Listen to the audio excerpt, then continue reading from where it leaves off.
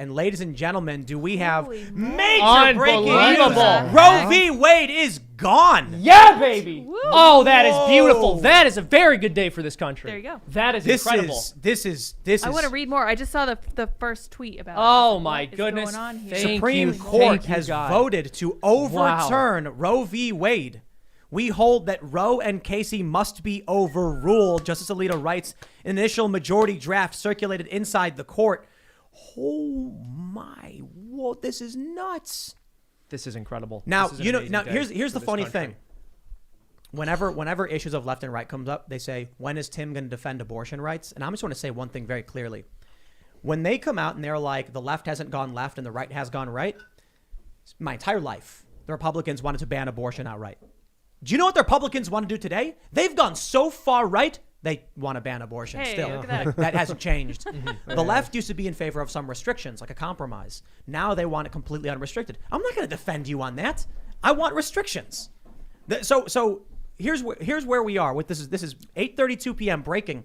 The Supreme Court has voted to strike down the landmark Roe v. Wade decision. This is nuts, according to initial draft majority opinion written by Justice Samuel Alito. The draft opinion is a full-throated, unflinching repudiation of the 1973 decision, which guaranteed federal constitutional protections of abortion rights, and a subsequent 1992 decision, Planned Parenthood v. Casey, that largely maintained that right. Wow. We hold that Roe and Casey must be overruled. He writes in the document labeled as the opinion of the court, it is time to heed the Constitution and return the issue of abortion to the people's elected representatives. Wow. I just want to point out, like, during the show, Lydia will like pull up a story. Yeah. It's like something's happening. But usually it's like, oh, we'll get to that. And then I Yeah. saw this and I'm like trying to make my point and I'm just like, Distraction. So what's Sorry. it saying? That it becomes a state issue? State to state? Yes. Yeah. And this is because they strike down Roe v. Wade. Every subsequent court hearing that was based on Roe v. Wade is now struck as well. yeah. They're Well, saying it'll be what, in 2 months Planned. from now? Oh, okay. that Oh, it says? wow. There's going to be a lot of abortions Wow. between now and then. this is earlier than we thought. I thought it was going Yeah. to come out in Yeah. June. Yeah. What's Planned Parenthood This is versus incredible. Casey? This is You guys incredible. know I what that mean- is off the top of your head? Planned Parenthood v. Casey. What are you asking me? 1992 court case, It Planned was- Parenthood v. Casey. I'm not sure. Simply put, using the context clues, yes. it was an additional case in a similar vein that reaffirmed the rights of abortion federally. Wow. I mean, this is extremely good news. I was not expecting to be this happy at the end of my day today. Well, that's it. I'm moving to Canada. No, this. I mean, All this right, is all right. incredible. So many Here's a children quote from are going to be Alito. saved. Roe was egregiously wrong from the start. Its reasoning was exceptionally weak, and the decision has had damaging consequences. And far from bringing about a national settlement of the abortion issue, Roe and Casey have inflamed debate and deepened division. I'll just say this: there is no middle ground in the issue of abortion. There's none.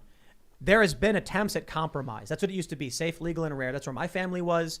I remember, my family, my dad would say, it's always wrong, but sometimes there's issues where we don't know if we have the right and the government and stuff like that. So it's always a more libertarian approach.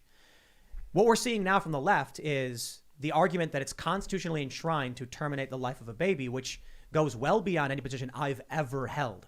But I've always been in the more libertarian position, which is a very difficult position because there's serious moral challenges to it that I don't have the answers to. Yeah. So I don't have a strong moral position other than It is a crazy thing that it really splits right down the middle. I feel like if you just took a random subset of 5,000 Americans, 10,000, it would be right 50-50.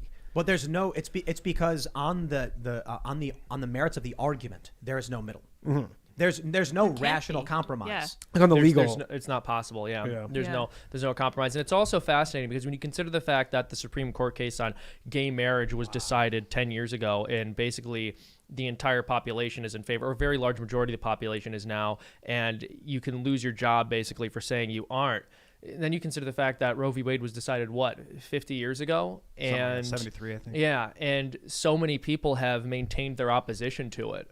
So the left never saw the cultural shift that they wanted to with it. Thank God for that. This is a really incredible day. I mean, there are millions and millions of children who are not going to be slaughtered because of this. And so often the right loses, fails to take ground, and just allows the left to advance more slowly. Today we have experienced one of the most incredible experiences that we could as a movement, because if we stand for anything, it has to be innocent life.